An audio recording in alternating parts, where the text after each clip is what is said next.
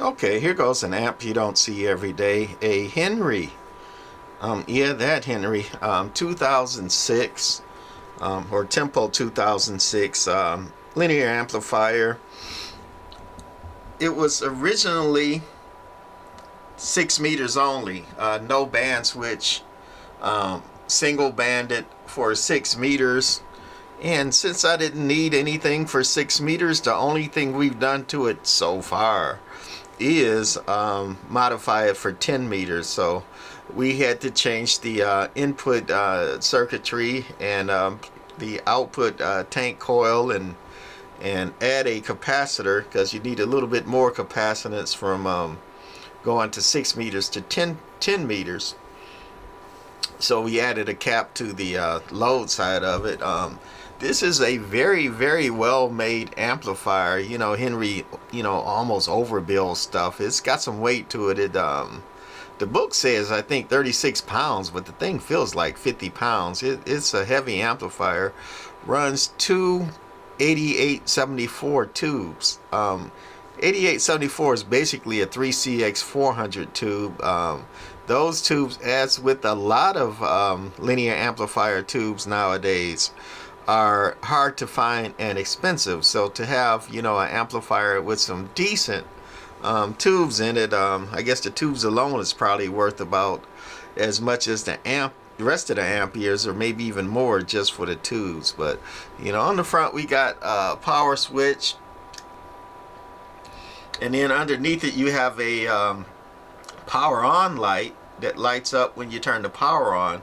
And then you got a ready light, because this amplifier has about a 1 minute delay on it.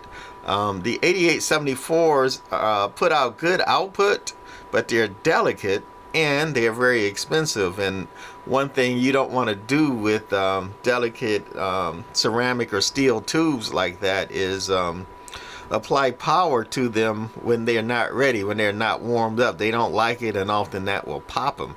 So in this amplifier, it won't let you key down until the ready light kicks in. That kicks in a relay that enables it to key down. Another thing on this amplifier, there is no standby switch. And actually there is no keying relay or keying circuitry at all in this amplifier. You had to use a dial key or some other means to get the drive to the amplifier. And if you wanted to have feed through, where when you're receiving, you want the watts to go straight through or feed through, this amplifier, but as it sits, it's not capable of that. It does not have a feed through relay. You need an external relay, often called a dial key, or a transceiver that's able to do that on its own. Interesting design. It's got a single meter on the front. You got a switch for the meter. You can read the exciter only, on the meter while it's going in. Grid current, plate current, and high voltage on the multimeter. One unique thing it has that I really like is the I-tube. It has a I-tube on this amplifier. Don't see that very often at all, and especially on an amplifier, right? I say an I-tube is just eye candy. I mean, what's it really telling you on an amplifier? I could see it on a radio with modulation and all that, but it's not telling you a lot on an amp. But it looks pretty, so hey. It's got a tune and a load cap on the front. The tune uses a turns ratio like about a 4-to-1, and as you can see there, the tune cap is a vacuum variable. Don't see that often on a mid-size amp here. This thing again is well built. It's overbuilt. You got your single band coil. And then your load cap there, a pretty wide air variable for the load, and then a vacuum variable for the tune. Your two 8874s, blocking cap. Over there is the input, and this one does have a full input tuner. And that actually adjusts the input tuning coil. And we're going to turn it around here as much as we can. And that adjustment there is a capacitor to tune the input. And even though it says 6 meter input tune, it's now a 10 meter input tune, but we did have to play around with the coils and all that. So you can tune the coil and the capacitor. When I carefully did that, I got the input SWR to about 1.4. Pretty efficient, amplifier with, decent 8874s in it. High voltage transformers under there. And this one also uses a swinging choke. That's part of where the weight comes from. Most modern amplifiers use capacitors banks to filter out or change the AC to DC. But this amplifier, after the rectifiers, this is actually the diodes, high voltage diodes on this block here. Trying to get the camera around. So after the high voltage diodes, it goes through the swinging choke, which is actually under there. Probably can't see it under there, but it has a swinging choke, high voltage transformer, input tuning. It's fused. It also has a fuse for the grid, like an overcurrent, and that's a circuit breaker. And if it pops because you ran the grids too hard, again, those are delicate tubes, so it tries to save them. So you run the drive too hard, it pops the circuit breaker on the grid, and therefore no more input, and hopefully save the tubes. This is a very, very well built amplifier. Your input and output is right here in the back. Input's a B and C connection there. If we redo this amp, we'll probably get rid of that and put a regular SO239 on there.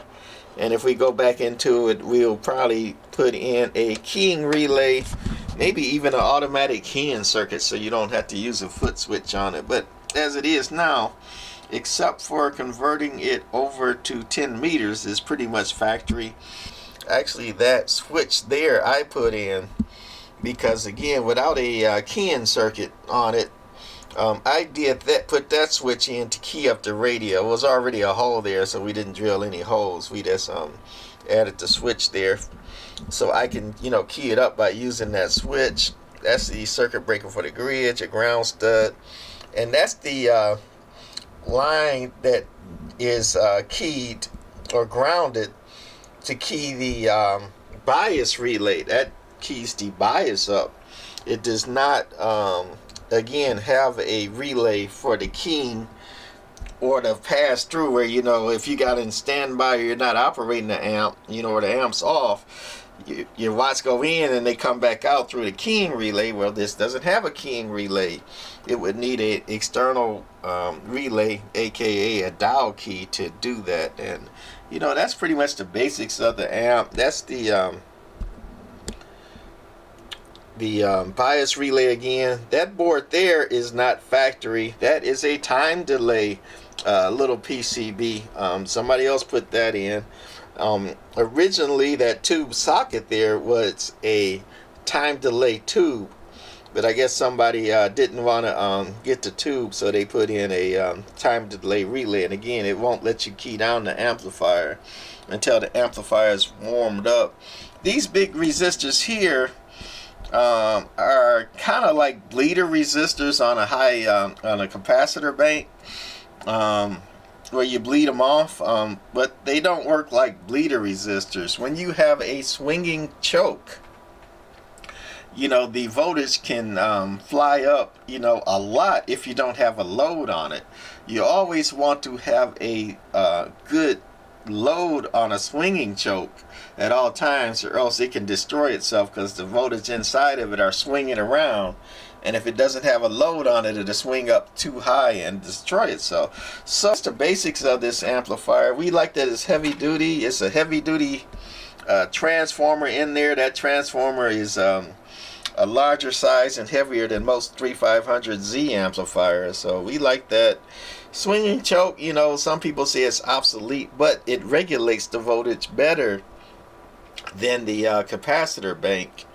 And it's easier on the transformer. The transformer likes the swinging choke because it uses more of the transformer, where a capacitor bank basically only uses like the peak voltage of the transformer, so the rest of the AC cycle is almost useless on the transformer. So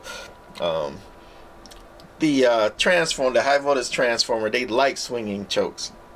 And I like the swinging choke. I like the air variable. It's heavy duty made. It's a nice amplifier, but it's a lot of amplifier to do. You know, it's only doing about 400 bird watts, maybe about 700 peak. But anyway, let's turn it on and see, right? There we go. That switch is not only an on-off switch, it's also a circuit breaker. And if you ever tried to reset a circuit breaker, sometimes it don't want to kick in all the way on it. So again, you see the power light is lit up green. The ready light is not ready to go. It's got that time delay, so it won't let you key it up until the time delay kicks in, and then the ready light will say that it's ready to go, and then you'll be able to key it down.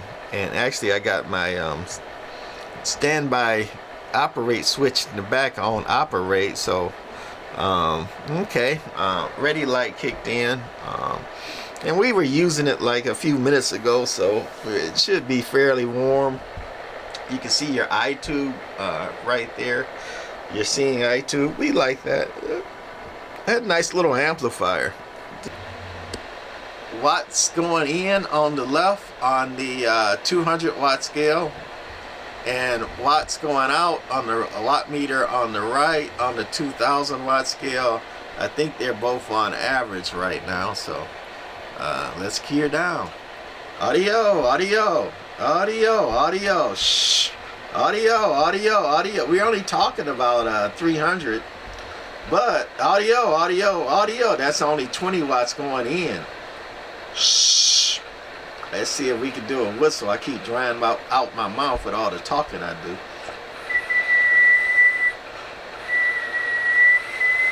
Only whistling to about 25.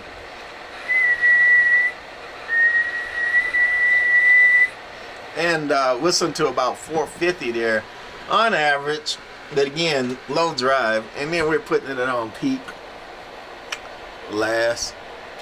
Audio, audio, audio, audio, audio, about 750 peak. Audio, audio with 20 watts going into it. Shh. Audio, audio, audio, audio, audio. So again, that's pretty good gain. Audio, audio, audio. We'll go for that. Hello, low drive, amplifier not being hurt. Over here we got the plate current and the eye tube. Shh, shh, shh. Nice running little amp. Audio, audio, audio. Okay, that's gonna be it for this one. The Henry Tempo 2006. You know, would I call it a 2010 now, since it's no longer 6 meters and 10 meters only. Okay, stay safe out there. Bye.